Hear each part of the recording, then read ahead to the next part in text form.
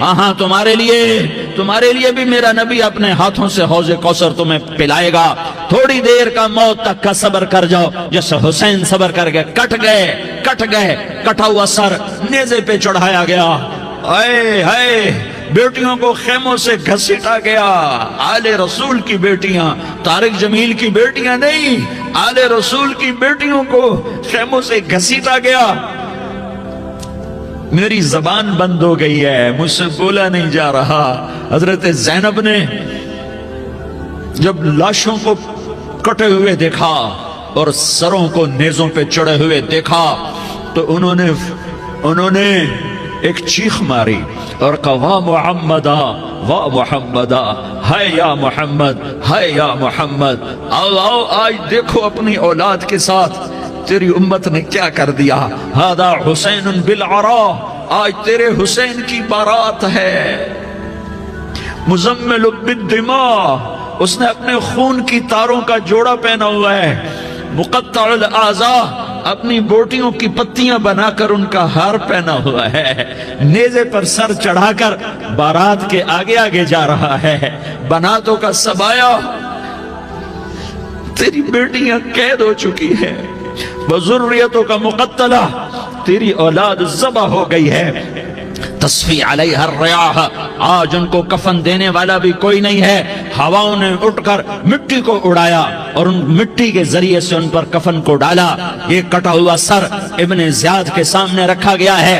ابن زیاد کے ہاتھ میں چھڑی ہے اور وہ طاقت کے نشے میں ہے کہ میں نے بدلہ لے لیا, میں نے اپنے دشمن کو زیر کر دیا. کیا ابن زیاد کو موت نہ آئی؟ کیا یزید کو موت نہ آئی؟ کیا ظالم نہیں مرے گا؟ مظلوم مر گیا تو کیا ظالم بچے گا؟ مقتول مر گیا تو کیا قاتل بچے گا؟ نہیں نہیں نہیں, میرا اللہ زندہ سلامت قائم دائم فیصلے کے لیے آنے والا ہے. حسین کا کٹا ہوا سر ابن زیاد کے سامنے آیا, اس کے ہاتھ میں چھڑی تھی, اس نے منہ پہ چھڑی ماری, یہاں ہونٹوں پہ آ کے لگی, پھر ماری. کہنے لگا میں نے ایسا حسن آج تک نہیں دیکھا, ایسا حسن آج تک نہیں دیکھا. پھر چھڑی ماری تو حضرت انس کھڑے ہو کر کہنے لگے بدبخت, یہ چھڑی ان ہونٹوں سے ہٹا. میں نے ان ہونٹوں پہ اللہ کے نبی کے ہونٹوں کو لگتے دیکھا ہوا ہے. ہاں تم تو یہ تاریخ رکھتے ہو, تم کیوں دستوں گریباں ہو گئے؟ تم کیوں ظلم کے ساتھی بن گئے؟ تم کیوں ایک دوسرے کے خون کے پیاسے ہو گئے؟ ارے یا کیا موت طارق جمیل کو نہ مارے گی؟ کیا اللہ کی قیامت قائم نہ ہوگی؟ کیا جنت قائم نہیں ہے؟ کیا جہنم قائم نہیں ہے؟ کیا اللہ سو گیا ہے؟ یا اللہ کے فرشتے کمزور ہو گئے ہیں؟ یا اللہ نے جہنم کی آگ کو بجھا دیا ہے؟ یا اللہ نے جنت کو آگ لگا دی ہے؟ تم تو کلمہ پڑھنے والے ہو, تم تو مسلمان ہو.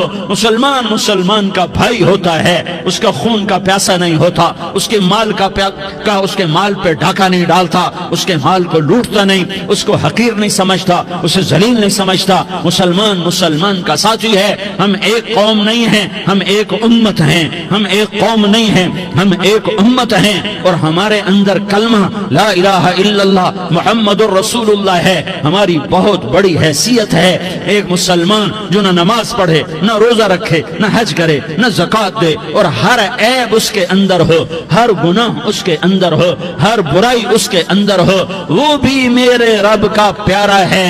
اگر یہ توبہ کرے تو اس جیسا کوئی نہیں ہے کہ اس کے اندر لا الہ الا اللہ چھپا ہوا ہے.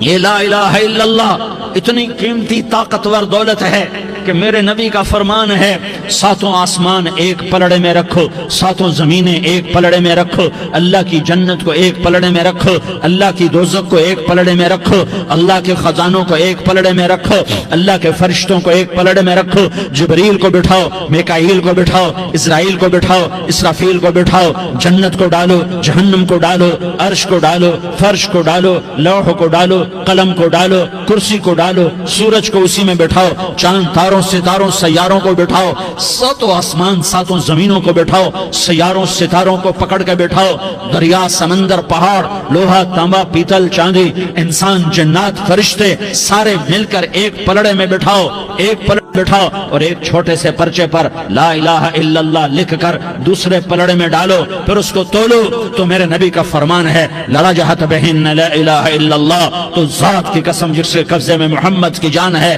لا الہ الا اللہ سب کو ہوا میں اٹھا دے گا۔ جس نے